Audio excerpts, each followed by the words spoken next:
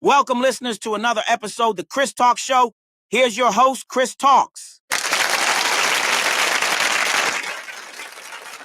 What is up, listeners? I am your host with the most, Chris Talks. Yes, welcome to the show. Before we begin the show, I want to thank all my listeners for tuning in. I also want to welcome and thank all my new listeners for tuning in to the show. I really do appreciate everybody who has been attending the show. I didn't even realize that we have been doing this show for about 2 years. 2 years. 2 years. This is a crazy hobby to have for 2 years. Bruh. But I just try to keep on bringing it to y'all. You know what I'm saying? Trying to bring y'all the real, you know what I mean? Well, at least my view of it. So, let's get right down. Let's get into it. All right. Let's get into our top topic for this episode, which is going to be a single dad went on a date with a woman that he met on Instagram, and it ended up in a tragedy. Okay? We have Sarah to give you that report. Sarah, you got it together? All right, we got Sarah. She's going to drop that point, and afterwards, as always, I'm going to give you my view and my opinion. All right, let's get into it. Thank you, Chris. Pryor, 26, was a dedicated single dad to his 3-year-old daughter Honey, whom he was raising with an ex-girlfriend. But the little girl was at home with family while Pryor worked, and a night out awaited with a woman named Alexis Hawkins. The two had connected on Instagram, and Pryor wanted to take Hawkins, 19, out to dinner at a restaurant. But she seemed to be in a hurry. So he drove them to a McDonald's and then a liquor store instead. What Pryor didn't know was that at the same time, Hawkins was allegedly texting her real boyfriend and planning an ambush. Just after 1 a.m. on Jan. 25, less than 2 hours after he and Hawkins met in person, Pryor was found in a pool of blood outside his car. He'd been shot multiple times and died later at a hospital. His phone was nearby, and, with the data found inside, investigators unraveled what they now call a sinister plot by an apparent serial scammer. About 2 weeks after Pryor's death, police tracked down Hawkins, who had been kicked out of her mother's house 2 days after Pryor's death. She denied any involvement in his shooting and said she had no memory of that night other than hearing gunshots and running for safety. "There's no weapon to say I did anything. My fingerprints aren't on anything," she said, according to a probable cause affidavit. But when detectives mentioned Hawkins's strange text to an unnamed person about needing money and making a play real fast that night, she went quiet and asked for a lawyer. Both she and her boyfriend, 18-year-old Brian Winston Jr., have since been charged with murder and attempted robbery. To Pryor's family, it doesn't make sense how a simple date turned deadly. He had so many plans. His mom, Tamekia Wiley, says, he always wanted to better himself. With the accused killers behind bars, Pryor's loved ones are left to mourn the hardworking, free-spirited young man they lost, while helping to raise the daughter who now lives with Jahala Feemster. Pryor's ex, "I know she misses him," says Honey's great-grandmother Patricia Bradshaw, because she looks around and says "da-da," and I tear up because she was cheated out of her father. Adds Honey's grandmother Neala Feemster, she has a little shirt with his picture, and it shifts her whole mood when she's wearing it. Amid their grief, Pryor's friends remember him for his sense of humor and charm. He was one of those people you just couldn't stay away from, says Anijah Randall, who often joined Honey and her dad to watch movies. Even if you bumped heads, he would make you just forget you're mad. Pryor had a performative streak as well. He once did a Michael Jackson tribute at school and memorized choreography from Usher music videos. He dreamed of becoming a professional video gamer. He loved Call of Duty, but found other ways to earn money from a young age. When he was in the 3rd grade, he began buying candies and erasers, selling them to classmates for a small profit. Pryor's most important role, however, was being a father. "That girl is a spitting image of him," says Travis Wiley, Pryor's stepdad. Particular about his style, Pryor made sure to pass that on to his daughter, buying her several pairs of Air Jordan sneakers. It didn't matter what we were talking about. He was going to bring up Honey in some way, shape or form, adds pal Randall. Both before and after his breakup with Honey's mom, Pryor was close with her and her family, helping out with her younger siblings at bedtime. He thought of it as practice for Honey, says Niala, who believes Pryor's alleged attacker missed an opportunity that night. He would have been there for her, but she didn't give him a chance. Hawkins and Winston remain in custody, and police say both have insisted they did nothing wrong. They have not entered pleas, and their attorneys did not comment to People, regardless of the outcome in court. Pryor's family and friends say their focus is on Honey. I pray for her to have a supernatural memory so that she can remember him, says her grandmother. Because we all deserved Yarrail. We absolutely did. Back to you, Chris. Man, is this is a sad story, man. Really sad story. Can you hide me up in the headphones real quick? Not too loud. Thank you. Not too loud. Thank you. All right, folks. Can you drop my bomb real quick so I could do this? Let's get into it. All right, folks. That's the part of the show I give you my view and my opinion on this particular topic. And first and foremost, I would like to say these are the type of stories that I like to report.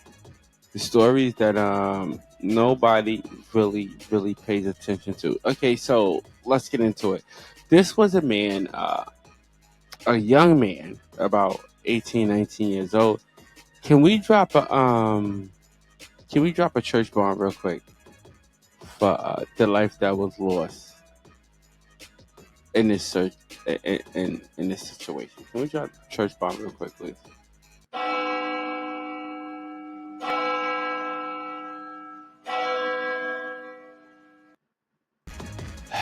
Thank you for doing that. Before I get into it, Ed, what's up, man?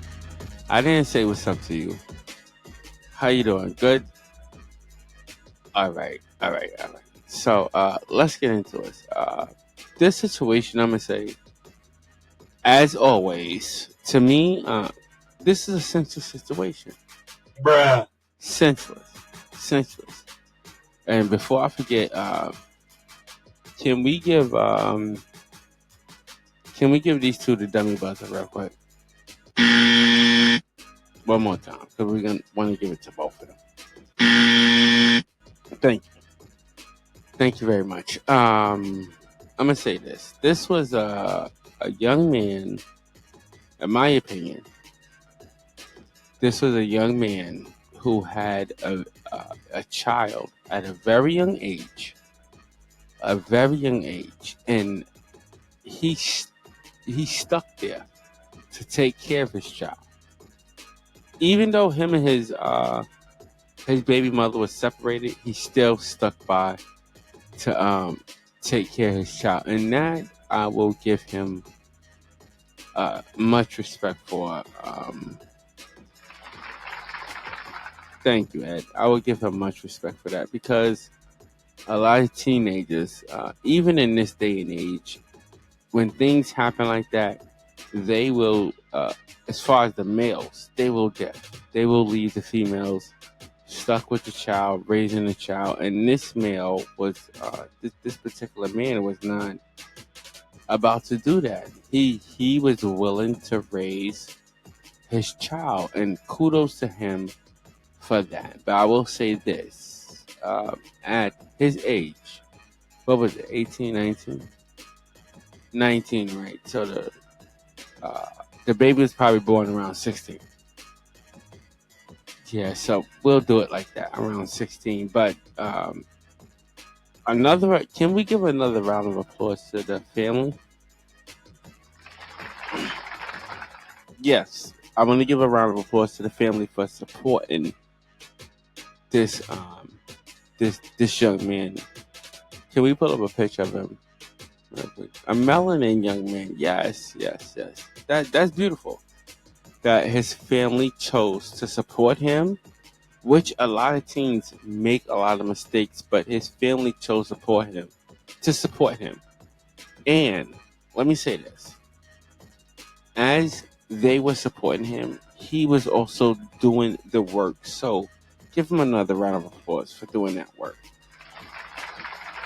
for just putting in that work. And I give him a round of applause because there are a lot of young fathers. I was a young father, and there are a lot of young fathers who do not stick around for their kids, who not try to let me say it in the right way, because I don't want YouTube to block me out, but actually try to participate within their children's lives and try to raise them. Now, this was a young man whose life who was just taken. Now, I don't really believe in a taken early, but I will say this: his life was taken at in an early age, and I feel bad that his daughter has to grow up without her father just because her father was going on a date. And this is what I want people to understand: this is a result of an Instagram date. That's what this is. No, that's what this is about. Mainly this is about Instagram. Bruh. He met somebody on Instagram, somebody he didn't know. He went to meet her, and during the time that they ran into each other, at some point during that altercation, well, not altercation, let me not say altercation, but at some time during that interaction, let me correct myself, interaction, this woman texted her actual boyfriend to pull a jukes or robbery, okay, Bruh. on this young man. Like, What?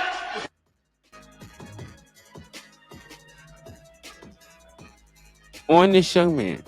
You hit the wrong one. That's the No, song that's That's the dead song wrong. Yo, what are you doing? Wait, what? Yes, that is the correct one.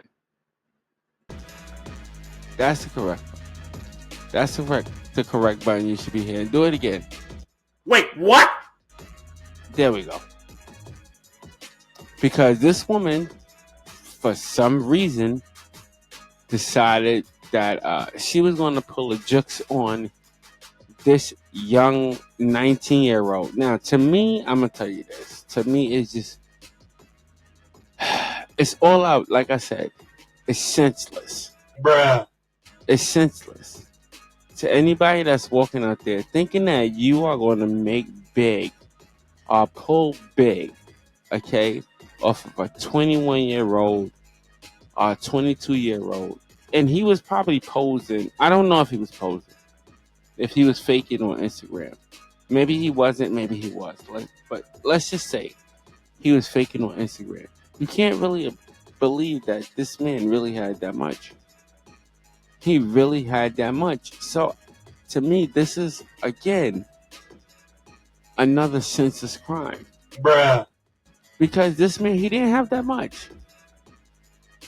And I understand the family's feelings. I understand the family's feelings. They knew him the best.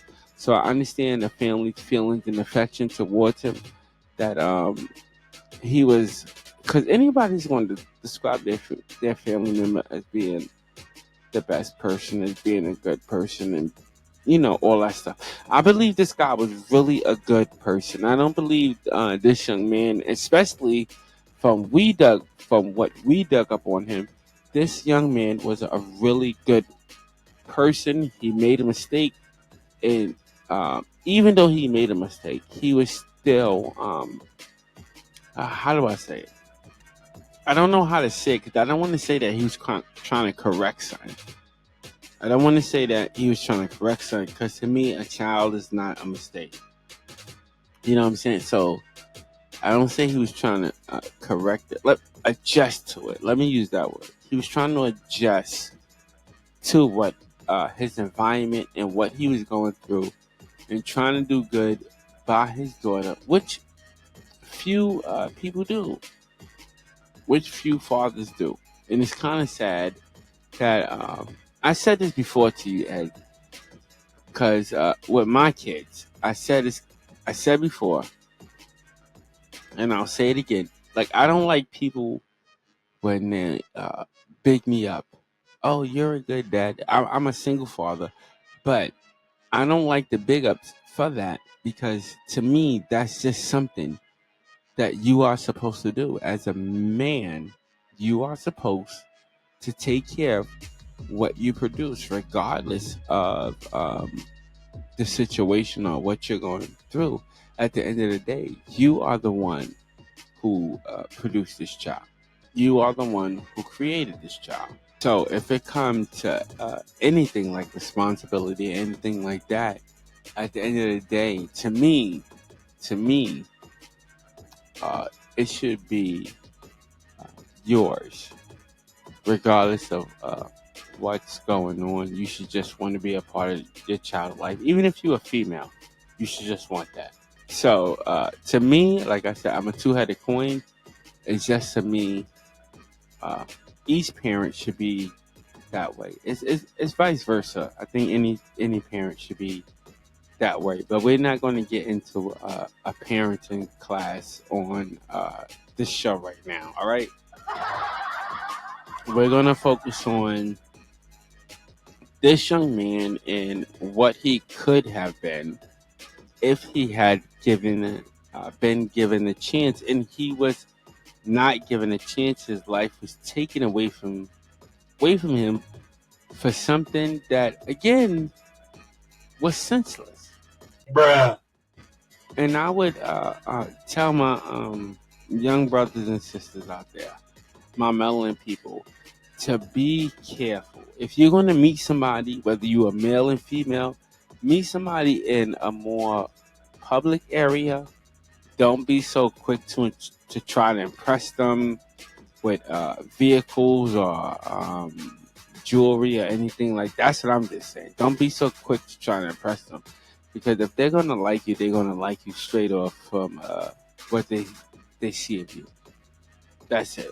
If they just interested in things that you have, how you said it, Ed? What you said? Run, Bruh. run, Bruh. run for the highway. That's about it. If they not interested in you and they're interested in what you got, just run. Message. And apparently, this I don't understand this. I've been trying to contemplate this when I heard it earlier. This story, ladies and gentlemen, I did hear a little earlier before you, because I was interested in it, and I don't understand the reasoning behind it, because how much did she think her and her boyfriend was going to pull off? That's what I don't understand. Bruh. And he's telling you he has kids. Even on his social media posts, he poses with a child. So just the fact that he's posing with a child, how much you really think you're going to get? Bruh. I'm just being serious. I'm just being serious. And the male in this situation, he's dumber than the female. In my opinion, he's dumber than the female. Bruh. Because how much, like I said, again, how much did you think that you were going to get? And we don't really actually know what was going on, if this was actually a setup or not. Because there's some things in this story that I see that, like, this girl probably got kind of caught out there in a way. Bruh. I'm just saying, in a way, I think she probably got kind of caught out there. But in the same token, I do believe that in a way it was somewhat of a setup. And my condolences, and the people in the studio, our condolences to this family. I really pray that this family gets through it, and I wish them, the best. I wish them the best. I really do. I do think that As far as the charges, as far as the charges, I think these people are these two individuals were properly charged, and that they will seek. Well, at least at